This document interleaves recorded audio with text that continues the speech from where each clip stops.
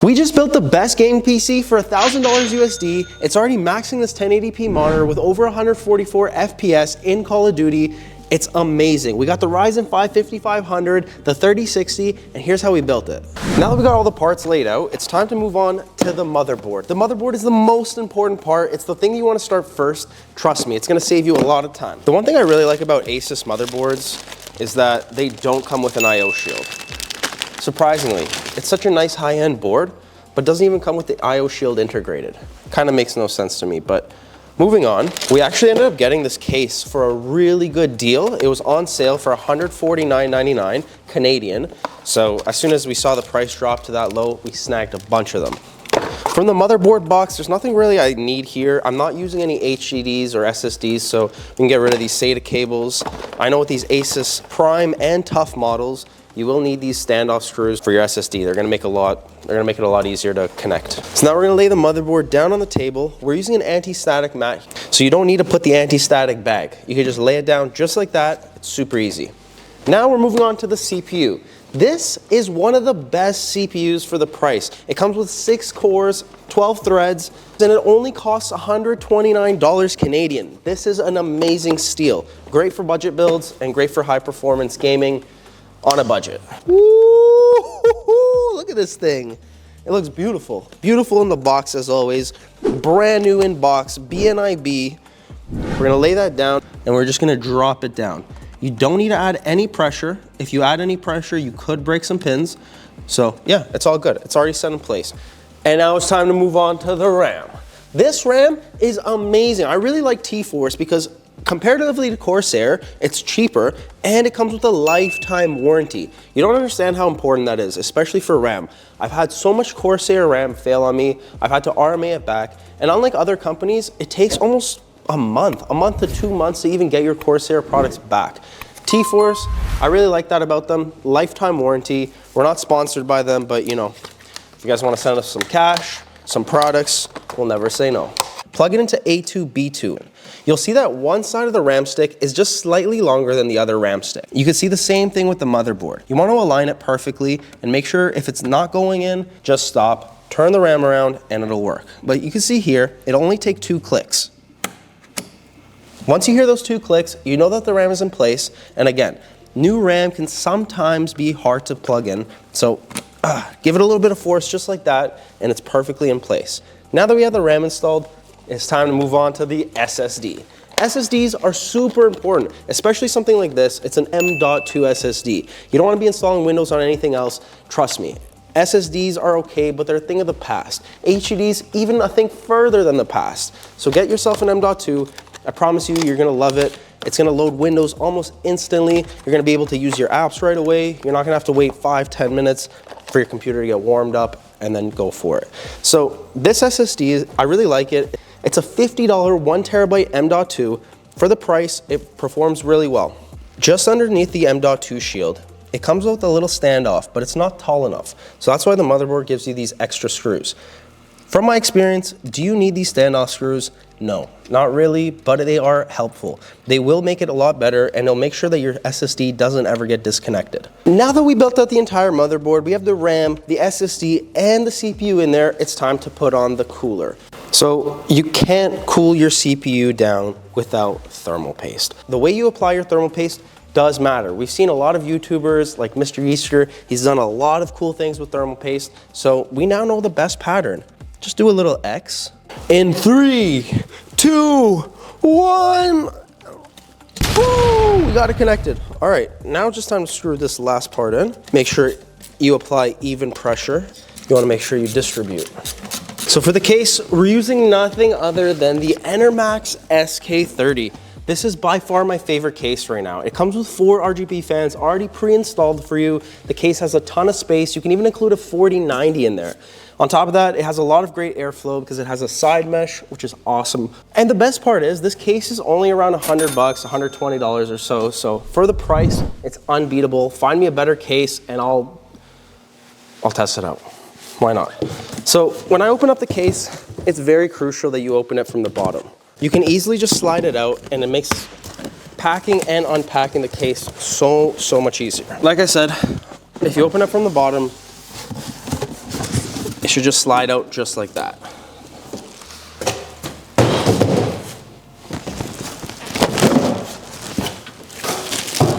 Pull the tab off and you can see the inside. I'm talking 3 RGB fans in the front, 1 RGB fan in the back, and a nice side glass. I mean, who doesn't want to see inside their PC, especially when you're getting something that looks this good?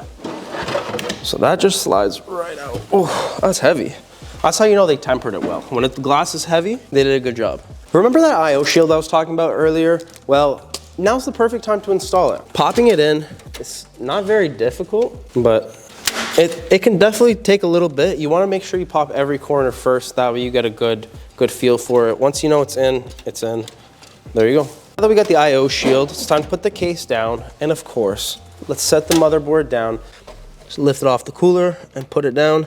We don't need any extra standoffs because this is a full-size motherboard, but always consider if you're getting a smaller motherboard, the cases actually do provide standoff screws for you, so you want to make sure you include those. I've actually shorted a motherboard before because I didn't include it, so just as a rule of thumb, probably want to do it. I love when cases include a bunch of screws. I mean, it gives you access to a lot of different things. You have a lot of options. You get a lot of these fan screws because this case actually supports up to 5 additional fans, 3 on the top and 2 on the bottom. So they definitely give you enough of these in case you need anything. So for me, I'm going to be using these little tiny motherboard screws. They're very small. They have a little round tip to them, and those just fit in perfectly into the case. Another big suggestion or pro PC builder tip I have is get yourself a magnetic screwdriver. It makes it so much easier. You'll just be able to see how many I'm able to pick up just off one go. This is Linus's screwdriver. It's super magnetic, and I'm not gonna lie, building with it is a dream. We're not sponsored by Linus, so if he wants to send me more screwdrivers, I'll never say no. Motherboard is all done, it's all screwed down, it's not going anywhere, so now it's time to connect the rest of the cables. I really don't know why power supplies nowadays are costing so much money. I paid almost $90 Canadian plus tax for this 650 watt bronze power supply. This computer right here is gonna take up a maximum of like 400 to 500 watts. It's only got a 5500 and a 3060 Ti in it, so 650 for this system is not bad. Make sure if you're planning on getting future upgrades, like going to the 40 series, maybe like a 4070 Ti, 4080, you might want to increase it to like 750 or 850 watt. Gold power rating is always better than bronze. Where's the power cable? Oh, of course it came with a power cable. I mean, you can't sell a power supply without a power cable, so that's very important. It comes with this little Velcro strap. Get rid of that. Oh. It's time to put the power supply in. We're gonna just lift the cables up a little bit because you don't want them interfering, and then the power supply should just slide right in just like that. So it appears it is time now for the graphics card. I chose to go for the Zotac 3060 Ti. It was on sale for about $449, which, I mean, for a 3060 Ti, $449 Canadian is a steal. So, wow.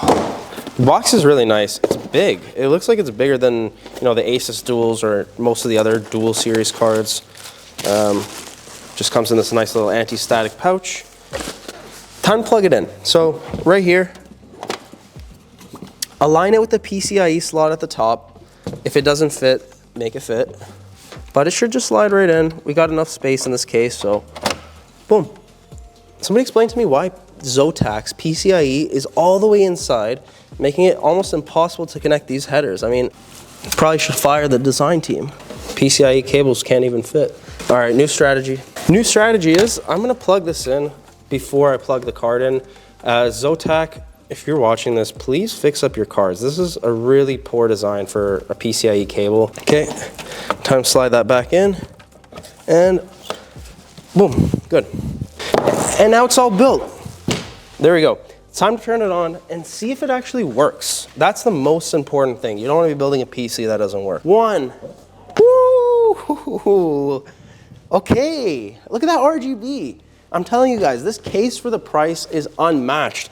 It looks like everything's working. The RAM just lit up, but it's looking good. Time to set it up. Let's go test out some Call of Duty. Let's see what FPS we get on this PC and see if it's truly worth the price. So we just got everything set up. We got Windows installed and we got HW monitor running. COD is installed. The COD is running in the background. It's not really in a game or anything, but right away, like, temperatures are really nice. It's hovering in the 46 degrees Celsius, 40 degrees range. It's really nice. So now it's time to test out Call of Duty and see what the system can truly do. Come look at this FPS. I'm touching 150, 160 FPS in a multiplayer game with high settings enabled. See that? Frames win games. They didn't lie to you. Maybe a little bit. You see this come? Dude, I'm getting 160 FPS in some spots. Let me see the temps real quick. Dude, the CPU hasn't even hit 50 degrees. It's 46 right now, only peaked 49 in Call of Duty, and we're getting above 140 FPS. So right now we're getting about 140 steady, no problem. This system, I honestly think, is the best system. For the price, I mean, we're talking a Ryzen 5 5500 being cooled by the Enermax F40 and a 3060 Ti, 16 gigs of RAM, and a B550. We're chilling. This is a 1080p monitor. We're maxing it out. I'm really impressed. High quality settings too. Let me know what your guys' thoughts are on this and hit that subscribe button. It really helps. We can take every subscriber we can get. Let me know if you like this long form content. We almost never do it, but we're gonna start doing it if you guys like it. Let me know your thoughts.